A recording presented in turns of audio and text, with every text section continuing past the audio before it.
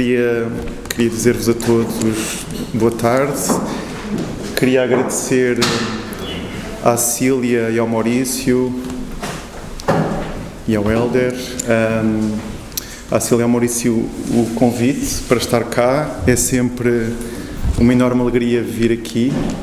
Já venho há muitos anos à Madeira. A primeira visita à Madeira coincidiu com uma visita aqui à Porta, portanto, no meu imaginário, a Porta e a Madeira confundem-se. E, portanto, é sempre um prazer muito grande vir. É como voltar a casa, voltar a uma casa de que eu gosto muito e de tantas pessoas que aqui estão que quase desde aí conheço. E agradecer ao Daniel também este desafio, a confiança de dialogarmos sobre um trabalho que, como todos os trabalhos, é sempre um mundo, e neste caso um mundo bastante complexo, que tem um alcance e implicações que vão muito para além da questão artística, e portanto é tanto mais sensível falar sobre essas questões e tentar fazê-lo com o tom justo. Nós combinámos eu arrancar, fazer uma primeira assim, uma introdução, o Daniel depois falar um pouco também, e então depois tomarmos o formato de conversa, pergunta-resposta, e depois envolver-vos a vós também nesse diálogo. Eu tinha tirado umas notas e talvez seguir este guião, se bem que hoje já tínhamos falado.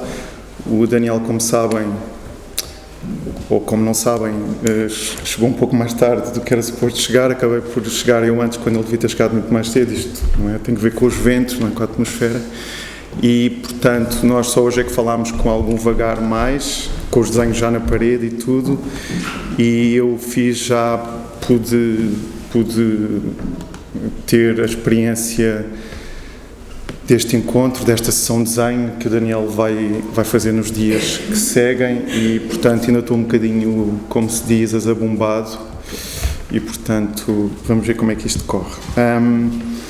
Claro que são sempre mais as dúvidas do que as certezas quando se começa, e por isso mesmo dizer-vos que a vinda aqui à Madeira, para mim, está sempre muito confundida com a questão do desenho, sempre, porque a primeira vez que viemos, na altura eu e o Miguel Van Schneider éramos colegas no IAC, no Instituto de Arte Contemporânea, que é um cadáver que já desapareceu na Terra, sob a Terra. Viemos ter com a Lourdes Castro. Estávamos a preparar uma exposição de desenho que se chamava A Indisciplina do Desenho, e viemos ter com a Lourdes Castro cada medo para perceber se a Lourdes aceitava participar nessa exposição. Há muita gente que tem a ilusão de que a Lourdes é assim uma figura inacessível. Nós éramos meio inconscientes, éramos muito jovens, mas tínhamos um bocadinho esse receio, não é? Mas já tínhamos passado por algumas provas, já tínhamos passado a prova do Álvaro Lapa, e quando se passa a prova do Álvaro Lapa com sucesso, depois fica-se mais confiante. Mas com a Lourdes viemos, e a Lourdes foi completamente entusiástica e acolheu-nos com muita generosidade. Mas nesse período que viemos aqui visitar a Porta também, conhecemos logo a Maurício e a Cília, ficou logo assim uma coisa bastante amigável. Essa exposição deu-se, depois eu voltei mais algumas vezes à Madeira. Foi aqui que fiz uma primeira conversa assim sobre desenho em torno do trabalho de Rui Carvalho, e há coisas que vou dizer hoje que são muito, acho eu, semelhantes a essas, já com muitos anos transcorridos. O desenho voltou à baila aqui na Madeira em dois momentos. Um com o Manuel Zimbro, fizemos um livro de desenhos, os dois, com um grupo muito extenso de pessoas, mas aconteceu que eu e o Manuel nos ocupávamos mais da coordenação, e, portanto, passei aqui muito tempo com ele, um pouco tempo antes de ele ter morrido, e o último episódio foi com o Diego Hernandes, nesta mesma sala. Fizemos um workshop de desenho com várias pessoas. Portanto, o desenho é uma questão que eu confundo muito com a Madeira, Desculpa esta longa introdução, mas... bom, e aquilo que eu disse na primeira vinda, quando falei sobre o Rui Carvalho, depois com o Django, etc., eu acho que foi aqui verdadeiramente com o Manuelzinho, porque eu aprendi algumas coisas sobre desenho que não sabia. Sobretudo aprendi que o desenho está muito... se confunde muito connosco próprios, não é? É-nos estrutural, é o nosso esqueleto, o desenho é o nosso esqueleto, não é? E o desenho, obviamente, confunde-se também com a nossa aprendizagem do mundo, não é? É através do desenho que nós a fazemos. Não forçosamente o desenho sobre papel, não forçosamente o desenho que tenha que ser feito, mas o nosso desenho interior, não é? E quando o Daniel me deu este livro, já foi há uns meses, não é? Há uns meses em Lisboa, quando nos encontramos, ele me deu este livro, ainda não pensávamos que esta expressão viesse a ocorrer aqui e que íamos estar juntos.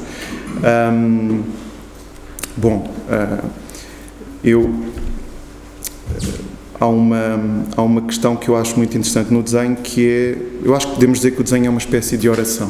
Vamos começar assim. Não somente no sentido de ser um exercício espiritual, o desenho é obviamente um exercício espiritual, e eu não vou aqui fazer notas de rodapé sobre tudo o que digo, senão ninguém ia à Ponta de Sol hoje à noite e o Daniel não falava, que isso é o mais importante, etc. Mas não somente no sentido de ser um exercício espiritual, que o desenho obviamente é, mas de ser uma profissão de fé, por um lado, e um exercício de adivinhação, no sentido meteorológico do termo, por outro. Este era assim a primeiro mote. Este mote depois vai servir também para falarmos. A outra questão que eu queria convocar era a questão da linguagem. Como, porventura, alguns de vós ainda não sabem, o livro Chão de Orações, que o Daniel publicou com a Casa das Mudas, ou por ocasião da exposição na Casa das Mudas, chamado Chão de Orações, é um livro em que convivem duas dimensões: a dimensão do desenho, vários dos desenhos estão aqui expostos, e a dimensão do texto. Isso é interessante porque nos convoca uma dimensão que sintetiza ambos, que é a dimensão da linguagem. A linguagem escrevi eu hoje de manhã, depois de ler aqui o texto e de olhar muito para os desenhos. A linguagem sobe do chão pelos nervos e pelas artérias. Aqueles que não experimentaram a terra não conhecerão a pluralidade rizomática, não é? O rizoma enquanto algo que é subterrâneo, não é? E cujas raízes fluem debaixo da terra e crescem de forma aleatória, de forma não previsível. Portanto, aqueles que não experimentaram a linguagem e a terra não conhecerão a pluralidade rizomática da negrura das palavras. Toda a linguagem é performativa, aquela que incorpora as palavras e que as dispensa. Bom, esta questão da linguagem no desenho é uma questão interessante, porque obviamente o desenho, já o disse nesta sala, vou repetir, mas nem todos ouviram e já nem todos se lembram, felizmente. O desenho é uma linguagem, mas é uma linguagem pré-verbal, e é uma linguagem estrutural, no sentido em que é uma linguagem verdadeiramente performativa, porque é engendrada por uma ação, mas é uma ação que realiza, não é? E que memoriza e que constitui. Eu digo isto não tanto, dando o exemplo da infância, não tanto as crianças que desenham, não é o desenho já é um sintoma, o desenho no papel já é um sintoma, mas mais este desenho que nos dá o mundo, não é? A forma como o corpo é o prolongamento, o corpo é o desenho, é o prolongamento do desenho, não é? Aprender a andar, aprender a subir de graus, aprender uma série de gestos, que depois são gestos que vão conduzir a outras questões, que vão ser projetados por outra questão. No desenho tudo se conjuga, tudo é ligação e tudo é significante. Por isso, insisto, as crianças aprendem a apreender o mundo pelo desenho antes de dominarem a fala, as palavras. Alguma vez a dominaremos, as palavras? Bom, isto é uma pergunta. Dito isto, a linguagem, ou a produção da linguagem, traz consigo o enigma. Não tanto o enigma do significado, mas das ligações invisíveis, do desejo, do medo, da respiração, não é? O enigma da respiração é de facto um dos nossos maiores enigmas. Não é? Dizia o Rómulo de Carvalho, não é? Imaginemos como é que o homem primitivo, como é que os primeiros homens incorporaram o ar, como é que começaram a dar visibilidade, a dar significado ao ar. O ar era o quê? Era uma espécie de coisa invisível, não é? Mas que era vital, começámos a perceber. O ar é de facto muito interessante, e o ar, a respiração, o ar é o canal, o meio por onde as palavras circulam, e é obviamente coisa vital, mas é também coisa invisível e, portanto, bastante interessante para o desenho e para a linguagem que o desenho convoca. Uma oração é um desejo de realização. É o verdadeiro exemplo daquilo a que chamei linguagem performativa, não é? Oramos, fazemos uma oração, não propriamente porque acreditemos que a profecia ou o pedido se realiza, mas porque acreditamos naquele ritual, não é? E, portanto, a oração é um bom exemplo de como a linguagem pode ser performativa, no sentido em que usamos as palavras para que haja uma ação que se realiza na consequência da utilização dessas palavras, da articulação dessas palavras. Não é tanto um pedido, é mais um ritual que convoca, através da própria ação, que convoca algo, não é? Dizer para fazer acontecer, dizer para trazer para o campo do visível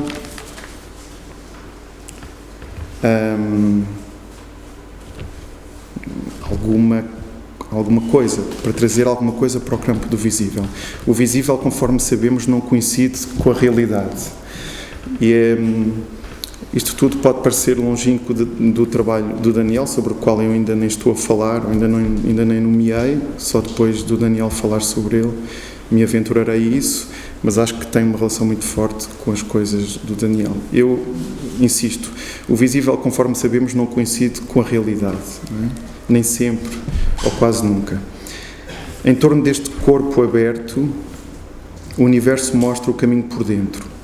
À volta da árvore, as perguntas respondem-se a elas próprias. Esta é uma das orações que o Daniel escreveu e que publica neste livro, sobre a qual eu depois gostava que falássemos. Mas, só para terminar esta primeira intervenção,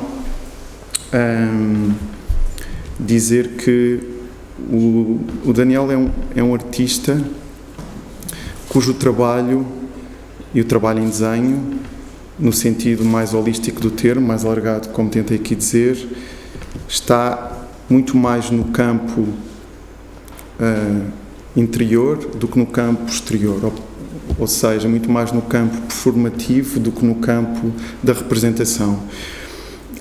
E seria errado procurarmos nas imagens a razão de elas serem, mas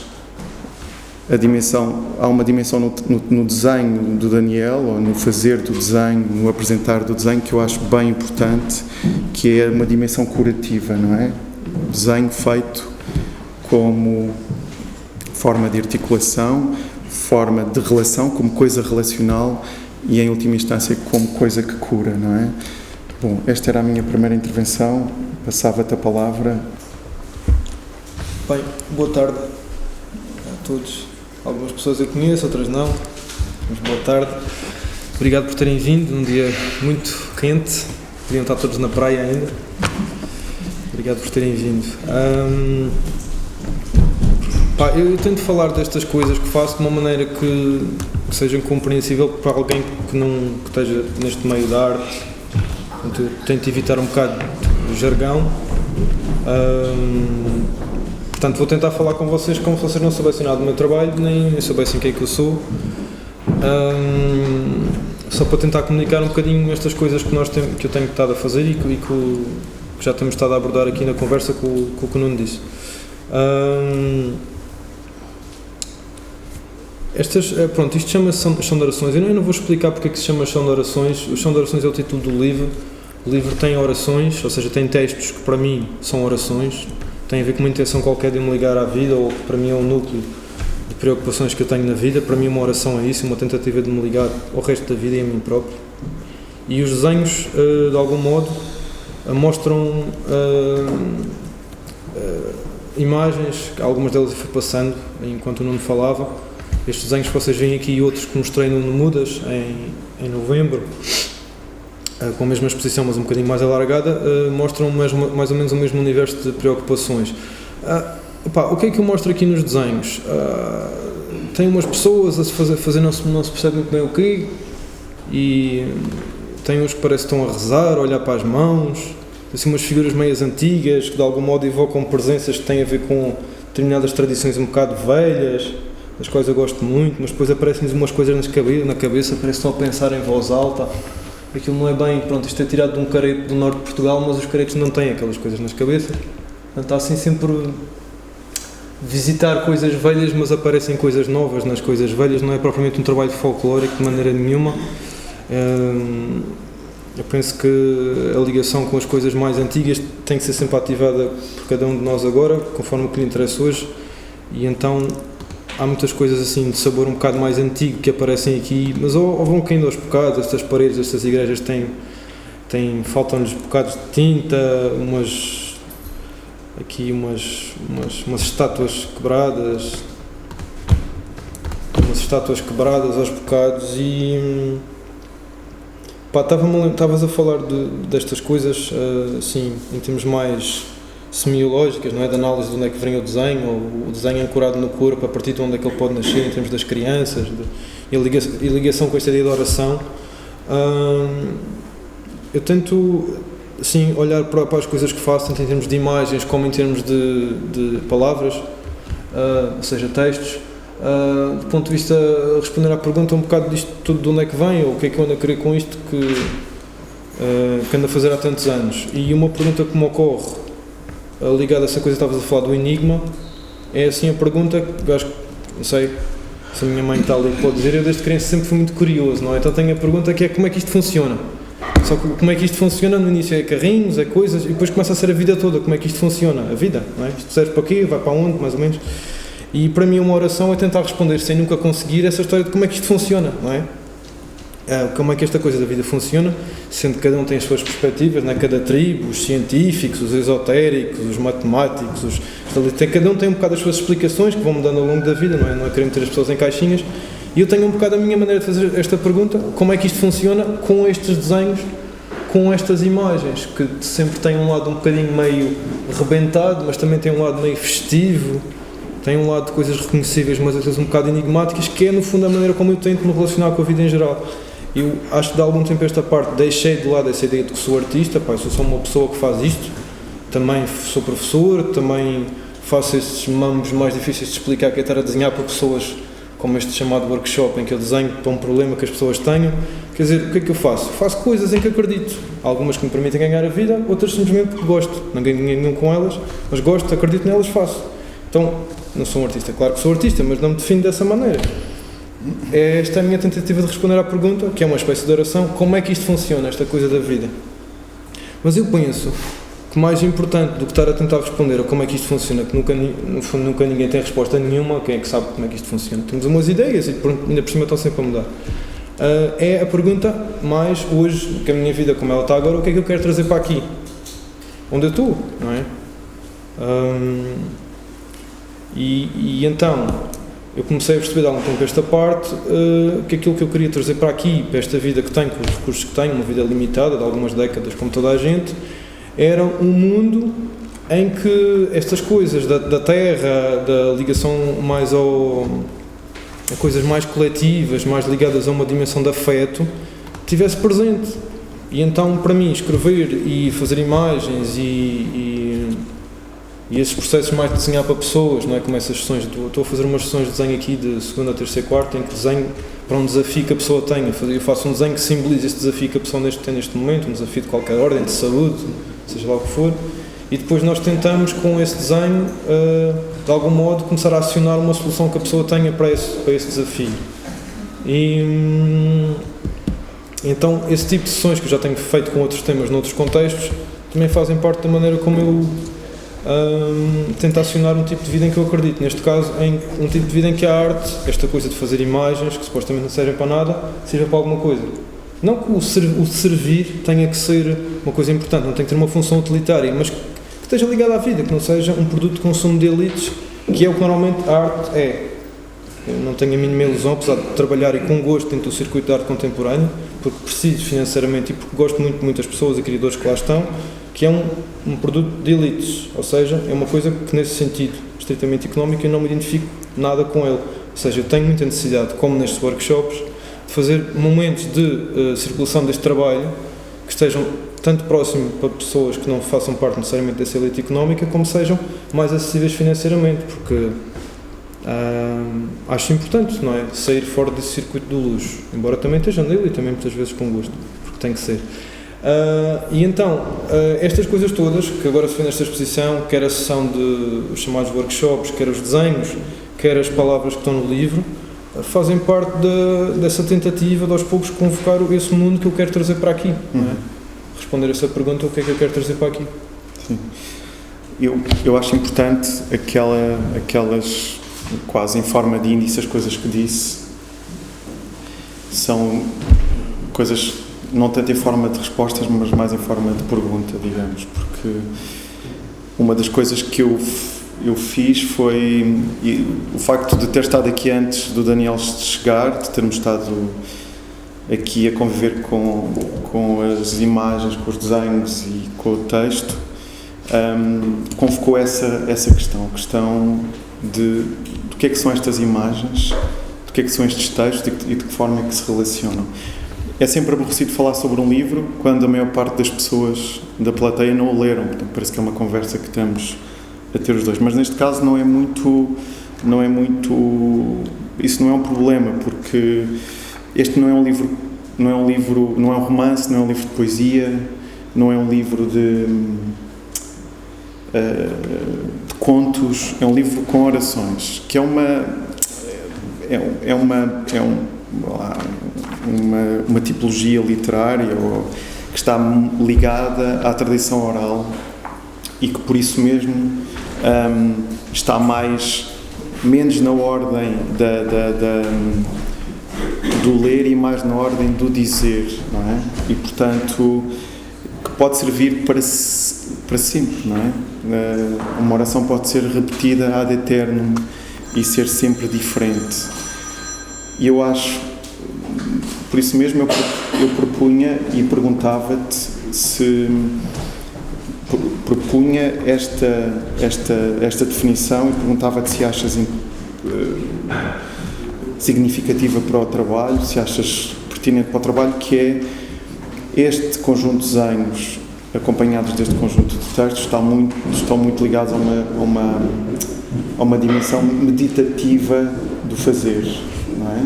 Do fazer, do escrever, como tu dizias, não é? De que forma é que isto se torna importante para a tua vida, o que é que isto pode ou não ser importante para quem vê os desenhos, para quem lê os textos e para quem faz os exercícios que tu propões. E, portanto, esta era a primeira pergunta. Em que é que estes desenhos, fazer estes desenhos e escrever estes textos é uma meditação e se propõe como forma meditativa mais do que como exercício literário ou exercício artístico? A cena da meditação, há aquela coisa que é o pessoal que fica virado para uma parede ou que diz umas rezas, chama-lhe meditação. Com todo respeito, eu próprio às vezes faço essas coisas porque ajudam-me a concentrar, mas para mim a meditação que me interessa é estar o mais presente possível na minha vida como ela é. Eu entendo a meditação, quer do ponto de vista formal, quer siga de alguma tradição, tipo budismo zen, ou mesmo as meditações cristãs, Santo Inácio de Loyola, essas coisas, como um exercício de presença, ou seja, não é um exercício de fuga desta vida, não é um exercício de enraizamento maior que tu conseguires, não é? Visto que a gente nem sempre consegue estar muito presente e lidar com as coisas como elas são. Nesse sentido, aquilo que eu tenho aprendido pela vida que tenho e por algumas dessas meditações mais formais que já tenho feito e que têm tido importância, quer pelo exercício, quer pelos contextos interessantes em que as tenho feito, é que o mais importante é tu estares no sítio onde estás e nesse sentido estar super presente a desenhar, estar super presente a escrever, porque são coisas que a mim me interessam. Algumas tenho que as fazer porque tenho compromissos de exposição e preciso daquilo financeiramente, mas é sobretudo um ato, estou a fazer isto porque de facto estou apaixonado pelo processo destas coisas nascerem, de ser parteiro destas imagens. E nesse sentido, eu acho que a melhor meditação que existe é ser parteiro, ou dar à luz, não é? Sim, então, isso tu no fazer, e o espectador ou o leitor, de que forma é que neste trabalho específico e através deste livro e destas orações, de que forma é que pode ser convocado do ponto de vista desse trabalho mais espiritual, mais interior? Eu, só para dizer, eu acho que já todos viram os desenhos. Os desenhos são... quando se olha para um conjunto de desenhos, tentamos perceber qual é a relação entre eles, primeiro, talvez. Depois, perceber a que é que eles se referem, a que lugares é que se referem, a que tempos é que se referem. Sobretudo desenhos figurativos como estes, são figurativos e abstratos ao mesmo tempo, não é? Mas e eu acho que os desenhos que aqui temos, em baixo sobretudo, vão desde o norte de África, dizia o Daniel, e o nordeste transmontano, o nordeste de Portugal, não é? Há assim um conjunto de sinais que se percebe, não é? Que se consegue descodificar. Os desenhos são sincréticos, estão todos, existem vários tempos e vários lugares e várias coisas neles, mas é dali, são desenhos luminosos, são desenhos com muito céu, desenhos com muita luz, desenhos quase mediterrâneos, no sentido do grande Mediterrâneo, não é? Os textos são muito mais, as orações são muito mais noturnas, definem uma contenção, há muito pouca luz, não é? A luz vem, como tu dizias, por uma frincha, por uma falha, não é? E eu identifico muito mais os desenhos, disse só Daniel, com este lugar, com a madeira, convocam para uma série de... O chão é este, julgo eu. E, portanto, a questão que se coloca é, quando se faz um livro destes, de modo geral, os livros que têm desenhos de artistas, têm desenhos e depois têm um texto de alguém que escreve e que diz muito bem dos desenhos. Isto é assim, isto é assado, as referências são estas, etc. Este é um livro diferente nesse sentido. É um livro que tem os desenhos e depois noutra secção tem um conjunto de textos que são textos que não são facilmente localizáveis, são textos que precisam de trabalho, precisam de ser lidos, relidos, ditos em voz alta. São textos que precisam de trabalho e de implicação do leitor. E os desenhos também, curiosamente. Eu não sei se sentiram isso quando viram os desenhos, mas eu já cá estou há algum tempo a vê-los, não é? Mas são desenhos que precisam de ser descodificados. Não são imagens que tenham que ver com a realidade, como eu dizia há pouco. Com a realidade que nós vemos. Tem elementos da realidade, mas são... E era essa... Bom, estas são perguntas um bocado parvas, no sentido que são muito difíceis de responder, mas...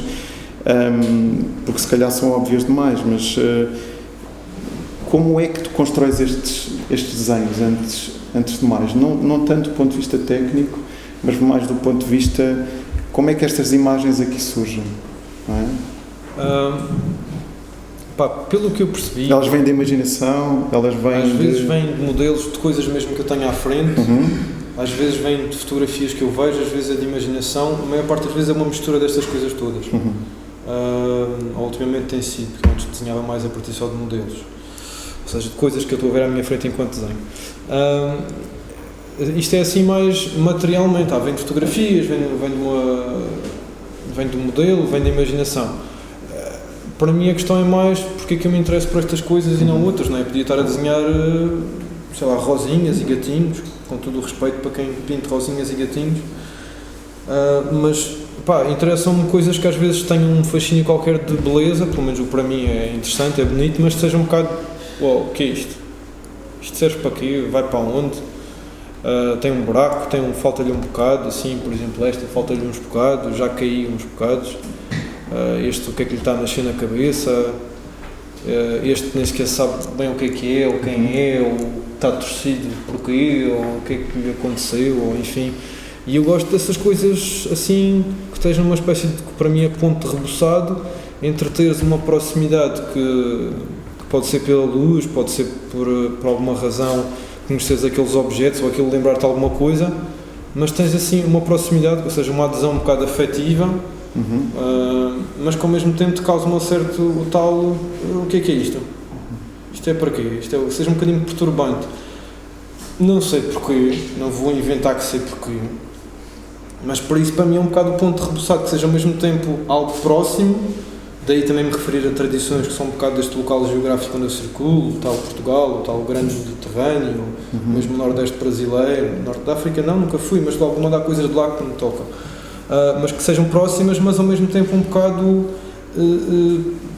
perturbantes, não no sentido patológico, mas um bocado façam uma pergunta, o que é isto?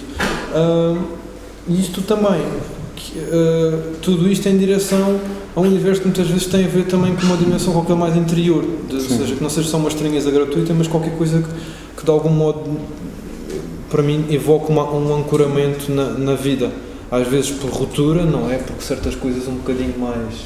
Sabe, vemos ali ao fundo tem uma velha a ser levada pelo diabo, a velha do diabo. Não sei o que é que ela vai fazer com o diabo, ou o que é que o diabo vai fazer com ela, mas é o que aconteceu. Tem uma igreja alentejana lá ao fundo, tem uma estátua partida. Às vezes o que interessa mais também é ver o que é que as pessoas veem aqui, porque eu também deixo as coisas um bocado aberto para as pessoas poderem entrar nos trabalhos. Eu vou fazer os trabalhos e depois dizer isto significa que as pessoas são, não sei o que, muitas vezes eu sinceramente não sei o que é que significa, mas tento afiar este conjunto de enigmas ou de coisas engraçadas /enigmas, bonitas /enigmas, afiar em certas direções que a mim me interessam, sendo que tento mesmo que tenha brechas suficientes para como um ser humano qualquer, que não tem esta educação de artes visuais que eu tenho, que nem é mais nem menos que nada, é só o que eu tenho, que não tem este jargão todo, consiga entrar nisto, do mesmo modo que alguém que tenha também já esta educação, encontra aqui coisas de interesse para si, não sei. Sim, eu gostava que depois a uma certa altura, nós gostávamos, não é? De ouvir-vos também, porque para isto não ser uma coisa circular, mas há mais uma outra coisa que eu achava interessante perguntar, ou vá lá dizer, para tu comentares. Uma das coisas que eu acho interessante no teu desenho e no texto, e eu de facto convido-vos ou desafio-vos a lerem os textos. Está ali o livro, são 10€. Bom, mas há de haver na Biblioteca Municipal também, para quem não possa comprar. Mas, digo eu, há algo que me interessa muito na arte em geral e no trabalho do Daniel em particular, que é quando a coisa não tem tempo. Quando a coisa não está... Quando não percebemos bem para quando é que ela é feita e a partir de quando é que é feita. Eu acho muito que o trabalho de um artista contemporâneo é, de uma certa forma, não é forçosamente feito para o tempo em que vivemos, só. Porque muitas vezes traz formas, perguntas, inquietações, angústias, alegrias, premonições que não se conseguem resolver-se no tempo presente, ou que não se conseguem resolver só nesta relação mais visual com as coisas. Podem ser só resolvidas amanhã, quando cada um de nós for para casa e levarmos uma imagem. E quando eu falava do trabalho curativo, o trabalho de cura, eu acredito profundamente que o artista é muitas vezes aquele que, de uma certa forma, antevê coisas ou prevê coisas. E há um enigma, ou há um paradoxo, vamos chamar-lhe assim, nas imagens, que é, elas transportam, elas estão no campo do visível, muitas vezes transportam coisas que não são, muitas vezes transportam o invisível com elas, uma dimensão invisível. E a prova disso no trabalho do Daniel são as orações. As orações, eu quase que diria que há dois tipos de imagens neste livro. Um são os desenhos que nós já vimos e que depois podemos levar para casa para podermos as imagens desses desenhos. Os desenhos não são só imagens, são sobretudo coisas físicas, não é? Os objetos de arte, materiais, são coisas físicas. E a outra são as imagens que as orações produzem, não é? Os textos do Daniel são muito visuais, são muito bem escritos, mesmo no sentido, julgo eu, literário, não é? Se o Daniel só escrevesse, eu acho que era um autor pleno, não é? Porque os textos são muito amadurecidos, são muito livres, mas há um domínio da linguagem, quer dizer, não é assim um conjunto de imagens desconexas ou de palavras desconexas. Mas estes textos engendram imagens, por isso é tão importante ver as imagens e depois ler os textos, ler estas orações. E é isso que me interessa em grande medida no teu trabalho, é que há aqui uma espécie de exercício de previsão do que virá, não é? Uma espécie de antevisão do futuro, não é? O que é que pode acontecer, o que é que vai acontecer, o que é que isto pode engendrar, mas há também um lado mais ancestral. Estas imagens são imagens que trazem também uma ancestralidade. Estes textos, estas orações são orações que trazem um tempo passado, trazem uma memória familiar, trazem uma memória cultural do lugar onde tu nasceste, e uma visão cósmica do mundo também, não é? Eu acho que o artista é muitas vezes aquele que consegue gerir estes tempos todos, o passado, consegue fazer encontrar a dimensão do passado e do presente e do futuro no presente, no momento em que faz e no momento em que as suas coisas se apresentam aos outros. Pelo menos tenta, não é? Pois, eu não digo todos os artistas, mas nem todos os artistas nos interessam nesse sentido, não é? E há muitas formas de fazer arte, a arte não é só uma coisa profética, não é? A arte também pode ser uma coisa muito material, pode ser uma coisa conceptual, pode ser muita coisa, não é? Eu acho que a tipologia de artista, vamos chamar-lhe assim de forma fria, em que tu te inscreves, é essa. É um artista que aconteceu nascer no século XXI, que podia ter nascido no século... Pois, essas coisas, quer dizer, estas imagens, por exemplo, esta que está aqui, parece assim, já foi arrancado um bocado, tem uns bocados em branco para mim, como se isto fosse assim um mural de uma casa que foi encontrada 50 anos depois e já lhe faltavam uns bocados. Ficamos assim a pensar como é que seria o resto, né? Pelo menos é a mim. O que me evoca com estas imagens é que faltam bocados. Ou seja, para mim já se situou numa coisa antiga, porque faltam bocados, não é? Mas quer dizer, eu sou aquele camarada que está sempre assim naqueles universos nas permaculturas e nas coisas de meditação, e lá naqueles festivais de música da África, não sei o quê. É um bocado nesse universo que eu circulo. E também é por isso que aparecem estas coisas que de facto me interessam. Agora, para mim, o que acontece é que nós estamos num mundo, sem estar a querer criar dualismos de velho versus novo, mas em que, de facto, a ganância está a dominar e a tecnologia excessiva estão a dominar o mundo. E para mim é importante reconectar, sem bucolismos românticos do que era antes, com coisas antigas que têm uma tecnologia de vida muito interessante e muito saudável. Esta coisa que aparece ali do lado direito é uma de sauna mexicana, o Temazcal. É uma cerimónia sagrada dos alguns povos indígenas do México, onde as pessoas se sentam à volta de pedras incandescentes e cantam cânticos para a água e para os avós, e é uma coisa muito bonita e de facto faz muito bem à saúde também. Ou seja, determinadas tecnologias de vida que eu acho que é importante reconectar para nós não andarmos aqui todos nos Facebooks e nos Twitters e não sei o quê. Além disso, também conectar com a natureza uns com os outros. E é um bocado só esse tipo de mundo que eu estava a dizer, o que é que eu quero trazer para aqui, é esse tipo de coisas que me interessam na vida e é esse tipo de coisas que de algum modo eu quero convocar o entusiasmo com estas imagens. Ou seja, não há uma explicação para o que eu faço, mas tem a ver com uma pessoa que anda neste tipo de circuitos e que, portanto, as imagens que faz também têm a ver com este universo de fenómenos. E que de algum modo tem a ver com isto que tu disseste, não é? Aproveitar o passado, mas de algum modo tenta apontar um futuro em que as coisas não sejam tão desenraizadas e tão um bocado parvas e iludidas com a última moda da última tecnologia e com essas coisas de crianças grandes que andamos todos encantados, eu inclusive com isso. E então, é um bocado por aí essa coisa de sintonizo com as tuas palavras em relação a isso, não que tipo de artista que eu sou, mas com essa vontade de facto os tempos estejam juntos, não é? E sobretudo para já que estas imagens suscitem assim uma adesão viva agora, porque é o que me interessa, é falar de um certo tipo de vida que me interessa. Agora, que é o tal único momento que temos e onde podemos fazer alguma coisa, não é? Certo. E uma coisa que me ocorreu, não sei o que tu achas, é que se calhar eu devia ler uma coisa dessas. Eu acho que sim, tinha-te encorajado. Não, por isso estamos aqui a falar de uns textos que isto não é nada se a pessoa não saber o que é, não é? E eu vou ler aqui uma coisa que é sobre uns velhos. Eu escrevi isto no ano em que morreu Herbert Welder e também morreu um poeta brasileiro que eu gosto muito, que era Manuel de Barros, que foi um tipo que começou a escrever nos anos 40 e depois esteve a trabalhar que nem um maluco durante 10 anos para conseguir comprar uma quinta e passar o resto da vida a fazer poesia, vivendo do rendimento da quinta. Parece-me um bom plano, não é? O meu sonho não é passar o resto da vida a escrever poesia, mais seria o resto da vida a trabalhar numa quinta, mas, de qualquer modo, é uma pessoa que me influenciou muito, eu gosto muito do Manuel de Barros e acabou por morrer no mesmo ano que o Herbert Welder, que é uma força viva que nasceu aqui na Madeira, mas que tem uma dimensão cósmica, penso que é mais ou menos inegável. Qualquer pessoa que o leia, quer se goste, quer não se goste, aquilo tem muita força, não é? E eu gosto.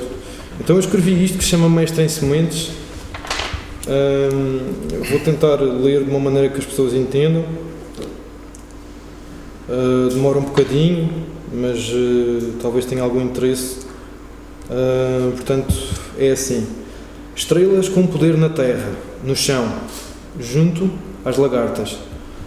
Um velho livro de orações enterrado. Micro-organismos comendo Herbert Welder, comendo Manuel de Barros. Ó Deus de mãos de lama, Deus das eras, trepando sem tempo afora, trepando pelo som de regresso, como uma pedra, repousando nas evidências do campo. Abrir, cuida de si mesma. Da inteligência invisitável da semente, sobe e abre e morre e desaparece a existência quebradiça de um dentro de leão. Vida de um poder caindo, abençoado no espirro de um velho sobre a mesa do jantar. Ao entregar-se ao frio tumultuoso da terra, a semente reconhece o impulso aberto que a gerou. As células são rostos acordando-se e adormecendo-se entre si, abrindo espaço em canções enleadas. O cuidador do campo faz apenas canais para a água passar, até que a morte o separe através das estrelas. Pregos espalhados pelo chão do trabalho suspenso. Junto às lagartas, um velho ouvia o chão e as canções a chamarem por ele. Tinha dedos e sentimentos e perguntas sem dono. Parou e ouviu o mundo a chamar por ele, por dentro de lugar nenhum, brilhando, como sementes de mestres ainda por rebentar.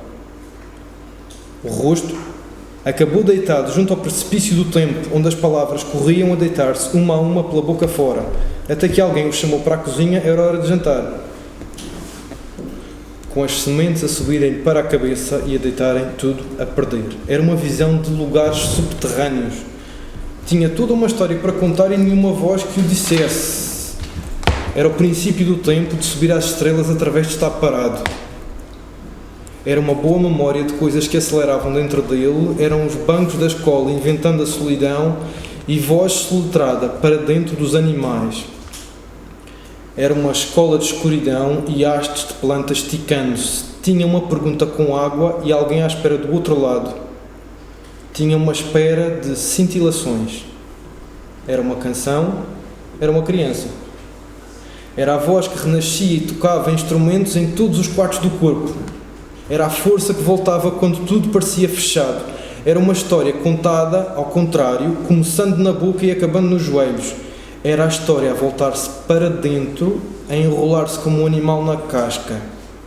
Era a semente a voltar para o lugar que tem a visão de todos os lugares.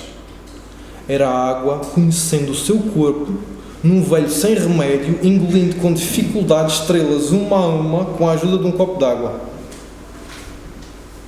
cantava na garganta uma canção mágica, incompreensível, enquanto passava para dentro através das plantas.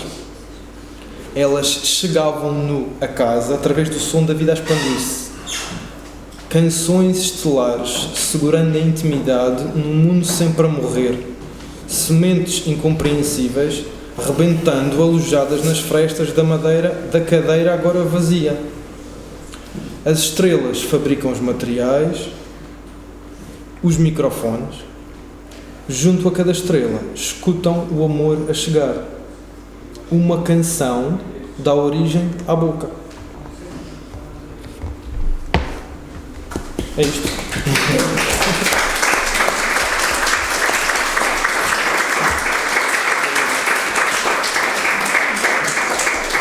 Quando o Daniel falava dos frescos, os frescos dentro da arquitetura, dentro das igrejas, eram coisas, não só são lições de narrativa na pintura, como contar coisas, como são também uma espécie de tirar a esfera, como a Daniel dizia no caso do teu trabalho, tirar a esfera, tirar um lado demasiado erudito e talvez até demasiado exclusivo das imagens, da arte, não é? Até uma certa altura a arte teve muito... Era uma coisa muito ou do palácio ou da igreja, não é?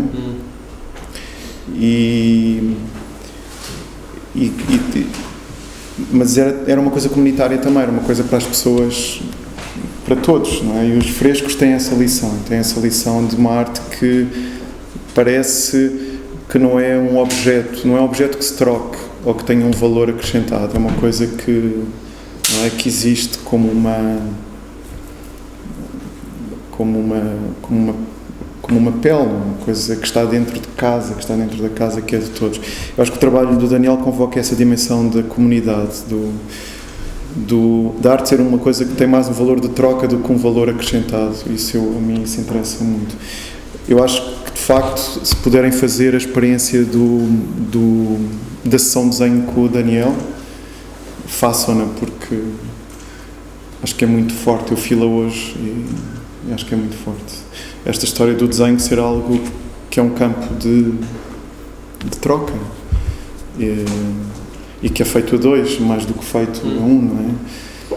Isso é bem interessante na forma como... Eu acho que a arte, de facto, o Daniel tem razão, a arte tornou-se muito uma coisa mercantil, não é? Eu acho que existe um lado mais romântico e mais vital na arte que sobrevive, mas o lado mercantil é um bocado aborrecido. Esta proposta que o Daniel faz é bem interessante, não só do ponto de vista, não só porque nos põe à prova connosco próprios, não é? Ter que um desenho pode resolver uma questão nossa, pode resolver um problema. A mim não sei se resolveu ainda, mas vai ajudar. Mas o meu problema é mesmo grave. A ideia é que no fundo as pessoas usem o desenho para fazerem o que no fundo já queriam fazer. Pois. Mas eu estou ali como pretexto, como claro. Um tipo que de algum modo faz aquele desenho, põe-se para ali com umas perguntas, uns ângulos, umas imagens, umas provocações mais ou menos baratas, ou umas mais ou menos informadas, mas de algum modo por aquela confusão que é ali gerada, mas confusão com uma boa intenção e com um objetivo, ângulos da pessoa que normalmente não estão disponíveis porque nós estamos tão preocupados com as coisas, se tornam indisponíveis, porque esses ângulos mais arejados já estavam na pessoa. Ou seja, mesmo quando se trata de convocar um trabalho tão interessante como um tipo que me influenciou bastante nesta coisa dos desenhos, que é o Rodorovsky, um tipo que é assim uma espécie de psicofanto, psicoterapeuta, realizador de cinema, palhaço sagrado, que tem uma coisa que se chama psicomagia. Ele só fala de que de facto as pessoas precisam de pretextos para aceder à força que ele chama mais arquetípica, que já têm, ou seja, soluções que elas já têm, só que no dia a dia mais normais não existem. Porque estamos muito legitimamente preocupados com pagar as contas e tratar dos filhos, essas coisas.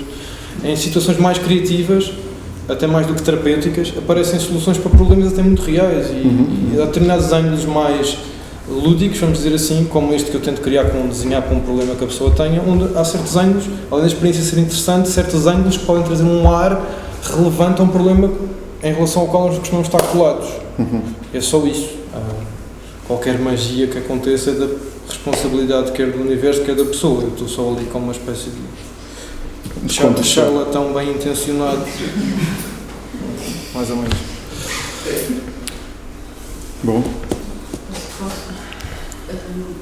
O desenho é luminoso, é orgânico, líquido. Foi ela que me ensinou a desenhar.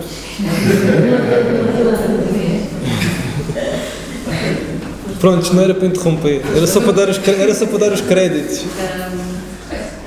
Mas, apesar dessa espontaneidade, há aqui um aspecto solar e luminoso e que, de qualquer forma, não tem aqui a cor contaminada.